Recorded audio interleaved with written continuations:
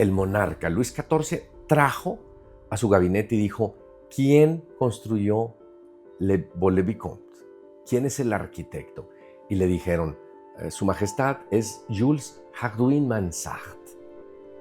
Muy bien, tráiganmelo, quiero verlo mañana. ¿Quién hizo esos jardines?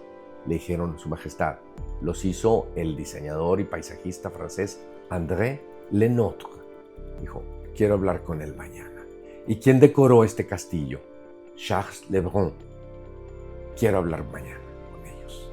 Entonces, al día siguiente les expuso que quería que ellos tres, los mejores y más aptos ciudadanos franceses para estas tres cosas, le construyeran un castillo, un palacio digno del rey de Francia, que superara a Vaux-le-Vicomte en hermosura, en grandiosidad, en tamaño, en opulencia, y que fuera la mejor residencia de toda Europa y aparte la más fastuosa de todas las construcciones que se habían visto hasta entonces en el mundo entero.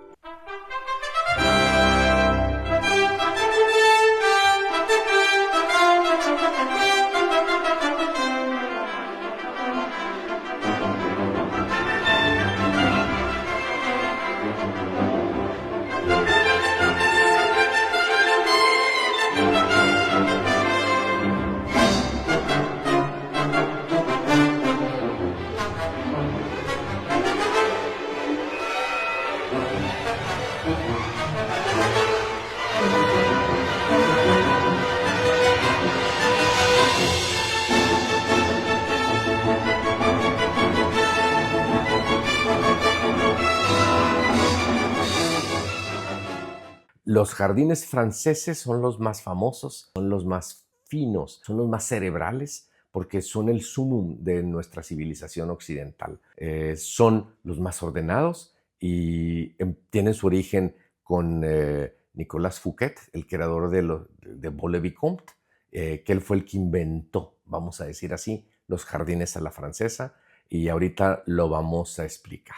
Los jardines más famosos sin duda son los franceses. No es que sean los más bonitos, si me explico, no se pueden comparar. Hay un dicho que dice que las comparaciones son odiosas. Sencillamente son los más ordenados, son los más limpios, son los más cerebrales y son los que causan más estupor. El que no los conoce, el que por primera vez los vaya a ver, se van a impresionar con lo que van a ver ahorita, con los videos. O sea, a nadie le importa saber cuántas hectáreas tiene Vaux-le-Vicomte, cuántas hectáreas tiene Versalles, cuántos arbolitos tiene. Eso que lo estudian los botánicos. Aquí lo que vamos a ver nosotros, que es la maravilla, que es lo que hace que cuando tú caminas por los jardines franceses, te conviertes en una mejor persona. No hay nadie que salga de un jardín a la francesa sin ser una mejor persona.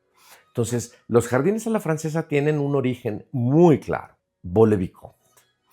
Cuando Luis XIV tenía 9 años, era el príncipe, el delfín, el heredero a la corona. Su padre, Luis XIII, un gran monarca, falleció muy prematuramente, repentinamente, y dejó el trono vacante. Automáticamente, Luis XIV se convirtió en el monarca de Francia, pero era un niño de 9 años. Entonces, tuvieron que poner una regencia entre el cardenal Richelieu, entre su madre, entre ellos tenían el poder de Francia mientras Luis llegaba a la madurez, a la mayoría de edad.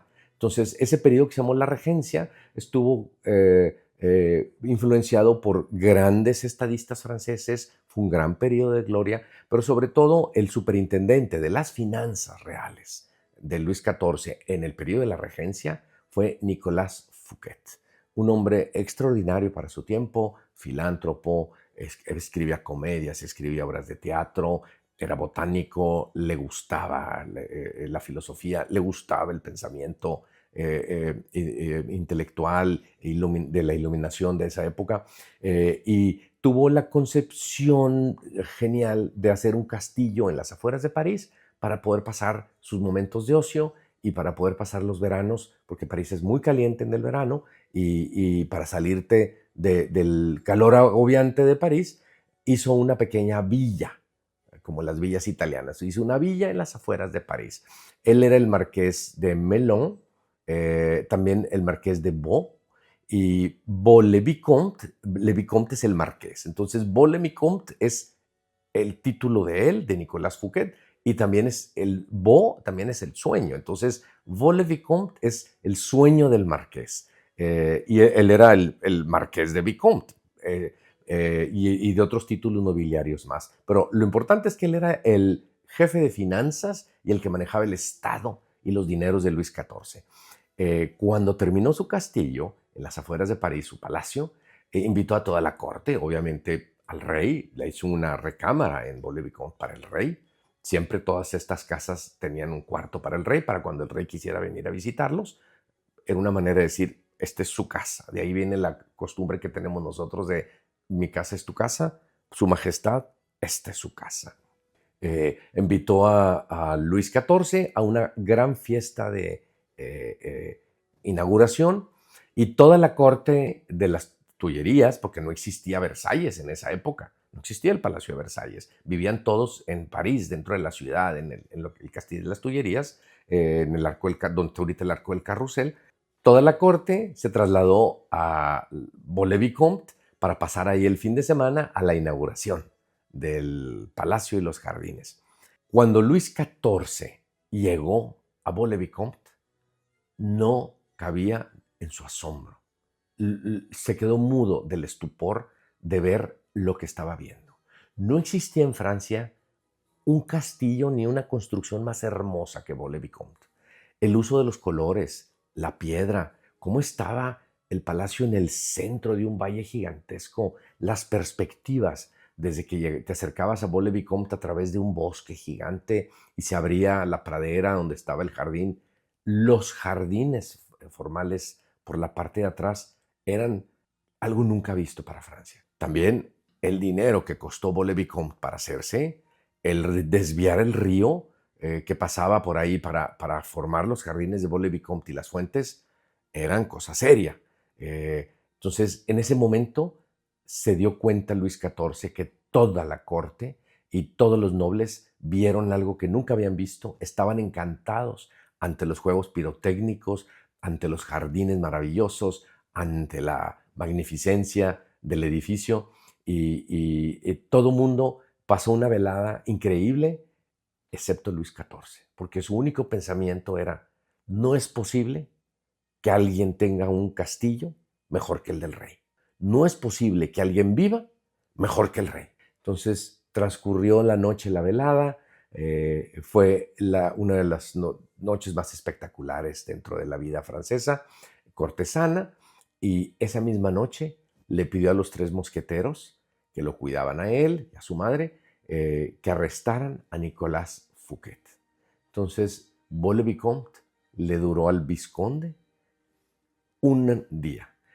El sueño del marqués duró una noche, porque esa misma noche lo apresaron por malversación de fondos, por robarle fondos a la corona, porque no había manera de haber construido esta maravilla sin haber robado de las arcas reales, porque el sueldo no daba para esto. ¿Sí me explico?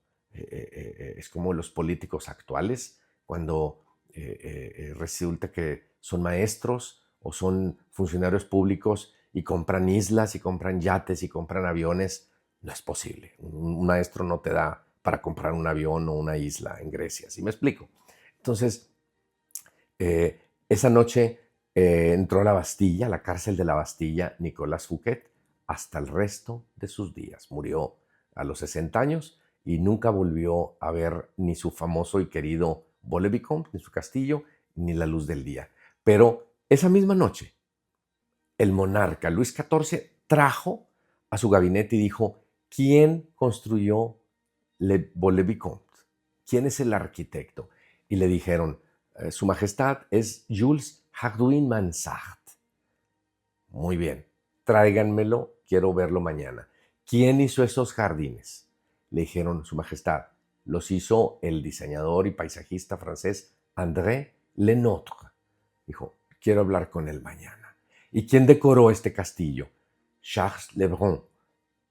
Quiero hablar mañana con ellos. Entonces, al día siguiente, les expuso que quería que ellos tres, los mejores y más aptos ciudadanos franceses para estas tres cosas, le construyeran un castillo, un palacio digno del rey de Francia, que superara a Vaux-le-Vicomte en hermosura, en grandiosidad, en tamaño, en opulencia, y que fuera la mejor residencia de toda Europa y aparte la más fastuosa de todas las construcciones que se habían visto hasta entonces en el mundo entero.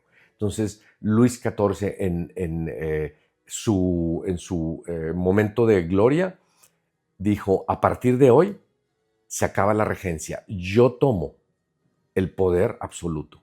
Entonces despidió a sus regentes, despidió a sus consejeros y a partir de entonces, a los 19 años, Luis XIV empezó a reinar como monarca absoluto de Francia. Y ese mismo día convocó a los tres mejores talentos de Francia, a Jules Jardin-Mansart, a André Lenôtre y a Lebrun, los que construyeron Vaux-le-Vicomte, para que les construyera el Jardines de Versalles. Vaux-le-Vicomte es el sueño hecho realidad. Los espejos de agua, las trompe-l'œil, se llama el engañar la vista con las perspectivas hacia el fondo, la estatua de Hércules atrás del jardín, lo que el jardinero Lenôtre hizo en Vaux-le-Vicomte para rodear el castillo, nunca se había hecho a esa magnitud. Es el dominio del hombre sobre la naturaleza. Se desviaron ríos, se nivelaron terrenos, se trajeron a miles de gentes para trabajar, para poder hacer esos movimientos. En ese tiempo no había retroexcavadoras, ni manos de chango, ni cosas mecánicas, y se hizo el famoso jardín y castillo de Vaux-le-Vicomte. Vaux-le-Vicomte lo pueden visitar ustedes, está a media hora, 40 minutos de París, es un tour de mediodía, pues yo diría que un poquito más, 3/4. Te vas en la mañana, a las 8 o 9 de la mañana, te la pasas todo el día y regresas como a las 4 de la tarde, 5 de la tarde a París. Y lo más importante, comes ahí, hay muy buenos restaurantes. Hay restaurantes dentro de Vaux-le-Vicomte y hay un restaurantito afuera, en el caminito que llega a Vaux-le-Vicomte, donde hay puras carnes, faisanes, jabalíes, sanglier, se dice en francés, el jabalí. Son los animales de caza, porque son puros bosques lo que rodea Vaux-le-Vicomte. Entonces, los trofeos de caza, alces, venados, jabalíes, todo ese tipo de cosas es lo que se come en ese restaurante o comen más civilizadamente dentro de Vaux-le-Vicomte.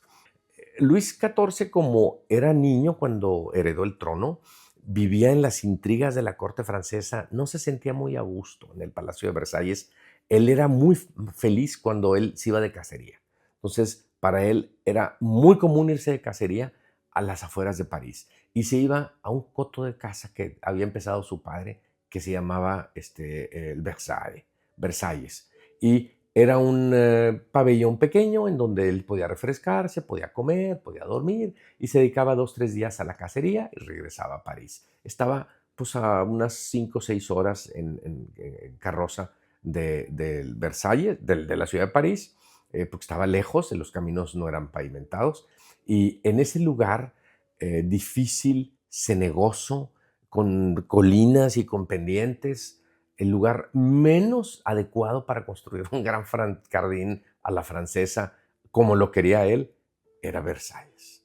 Pero él, como monarca absoluto, dijo, aquí lo quiero, porque es un happy moment. Yo llego a Versalles y me siento feliz.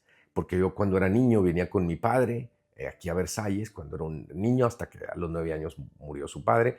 Él siguió yendo de cacería. Entonces, en primer lugar, le agradaba irse de la corte de Versalles y huir de las intrigas de la ciudad. En segundo lugar, le recordaba su infancia y el momento que convivía con su padre, que era poco. Entonces, para él era muy importante ese lugar. Tercero, a él le encantaba la cacería. Entonces, lo que era un coto de caza se convirtió en el jardín más hermoso e importante de todas las Francias.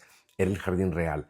Para hacerlo, tuvieron que hacer primero el Palacio de Versalles, lo fueron ampliando y por último le tuvieron que ir moviendo las tierras y las colinas y las lomas para hacer el sueño de Lenôtre, André Lenôtre, el gran paisajista, para hacerlo realidad. El jardín estaba alrededor del palacio, pero el palacio estaba en una loma, de manera que tú cuando llegas a Versalles vas subiendo y te vas metiendo en el castillo, te va cogiendo y cada vez lo sientes más imponente porque vas subiendo y no te das cuenta, te vas cansando. Tenías que entrar caminando. Y luego desde el castillo los jardines iban bajando hasta la parte más baja del Gran Bassin. Ahí era una cruz de agua gigantesca en donde había lanchitas, pérgolas, en donde había islas flotantes y se podían deslizar por todo el Gran Bassin. El jardín a la francesa tiene tres patas, vamos a decir así, es un banquito, un trípode de tres patas. Primero es el orden. El jardín francés es el orden mismo. No puede haber puro verde porque te empalaga como la miel, no puede haber mucho blanco porque te vislumbra, entonces tiene que haber suficiente verde, porque es la miel, pero salpicado con esculturas o con urnas o copas de mármol blanco para que no te aburra, para que no te abrume y romper vamos a decir que el que no te empalague para romper la monotonía. Entonces, está lo verde salpicado de puntos blancos y de esculturas y de fuentes. Está seguido de fuentes, de manera que se te va refrescando a través de todo el jardín, a través de fuentes monumentales. Versalles es el triunfo del agua y de la hidráulica. Por donde iba pasando el rey, iban prendiendo las fuentes y conforme el rey caminaba, iban apagando las otras y prendiendo las que seguían, porque no había suficiente agua para la cantidad de fuentes que el rey requería y para que el arquitecto de Versalles pudiera lograr ese equilibrio. Entonces, la primer pata del banquito de Versalles y de los jardines de la francesa es el orden. Lo segundo es la limpieza. El jardín de la francesa tiene que tener todos los árboles recortados, los pastos y los céspedes totalmente ordenados, todo está en su lugar, todo está limpio, no puede haber una piedrita fuera de su lugar, los jardines son de grava para que puedas circular y no te ensoquetes los zapatos. Entonces, la segunda patita de este banquito es de este trípode, es la limpieza. Si no hay orden y no hay limpieza, no hay jardín a la francesa. ¿Sí me explico? Y lo tercero del jardín a la francesa es el orden mental humano, que es el triunfo del ser humano, la voluntad del ser humano sobre la naturaleza. La naturaleza en el jardín de la francesa se supedita al pensamiento humano y la razón y las proporciones matemáticas de los senos, cosenos, las proporciones de colores, los momentos entre las esculturas y los centros de gravedad marcan una serie de medidas geométricas muy complicadas y ese racionalismo francés que caracteriza a los franceses es el que le da sentido a los jardines franceses. Entonces, la tercer patita del trípode es el dominio del hombre sobre la naturaleza. A diferencia del jardín inglés, que parece como que es la naturaleza que ha crecido sola, desbordándose, natural, sientes que vas caminando como por una vereda en medio de un bosque, de una pradera. No, acá todo está regulado, perfecto,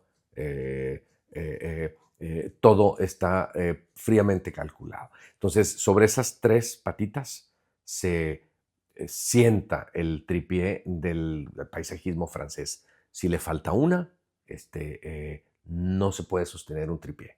A una silla de cuatro patas le puedes quitar una y pues ahí tienes tres, pero una de tres no le puedes quitar ninguna. Entonces no te pueden faltar esos tres elementos. El jardín de Versalles es la mejor expresión de estos tres puntos que acabamos de explicar y tal vez la expresión más grande del ser humano en cuanto a paisajismo en todo el planeta. El gran artífice de estos jardines franceses es André Lenôtre. De hecho, hay una película muy bonita que habla de los jardines del rey, la vida de André Lenôtre.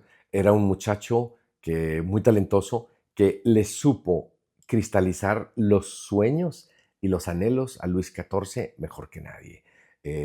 Cada vez que el monarca le encargaba un jardín, él lo sobrepasaba.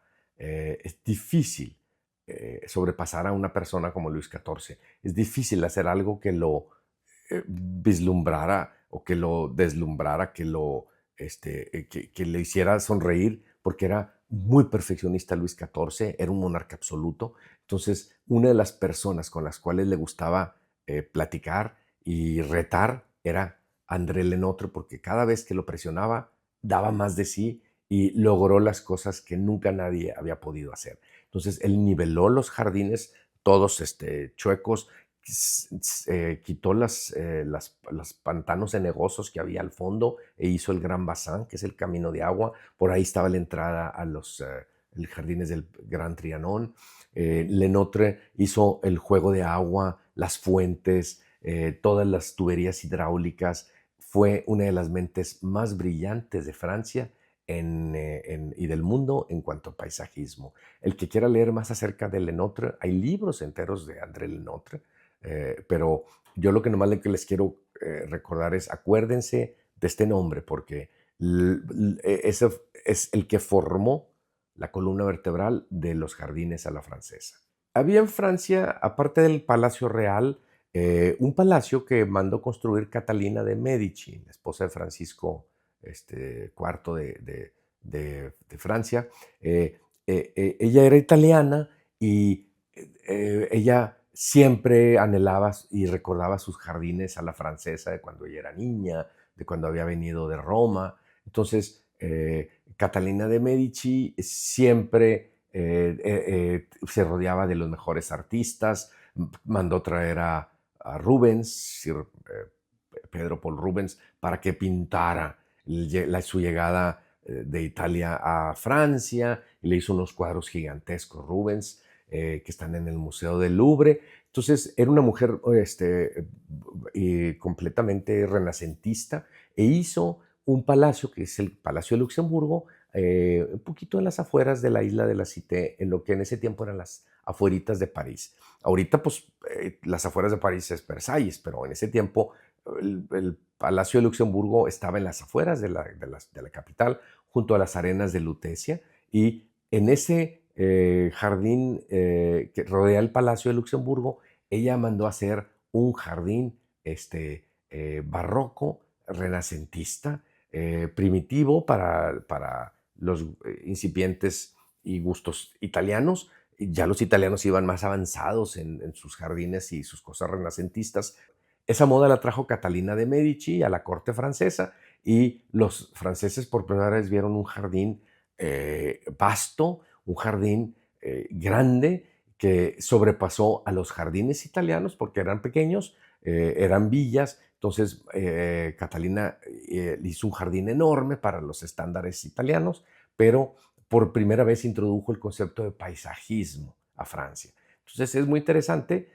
Todavía los jardines están abiertos al público. Yo les recomiendo que cuando vayan a París le dediquen una tarde a visitar los jardines. Son una delicia. Están llenos de franceses, no es muy turístico, es más para la gente que vive en Francia. En verano la gente se sale a quemar y a tirarse a los jardines y a los céspedes, porque se antoja con esos calores de verano de París. Pero lo más bonito es que por primera vez hicieron los espejos de agua, las fuentes tipo como las de las villas italianas que están en las afueras de Roma, como la Villa Borghese.